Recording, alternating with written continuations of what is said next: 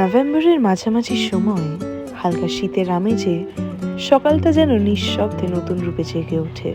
খবরের কাগজের প্রথম পাতার গন্ধে কুয়াশা ভেজা হাওয়া মিশে এক অদ্ভুত জাদু ছড়ায়।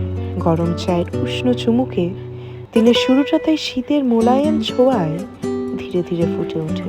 ঘাসের ডগায় ঝুলে থাকা মুক্তোর কণারা নিস্তব্ধে সকালকে যেন নরম সুরে সাজায়। সকাল তোমায় দেবে আলো, পাট ভাঙা রৌদ্রের স্নান, দুপুর তোমায় দিল আদর, আমাদের ছোট নদী গান।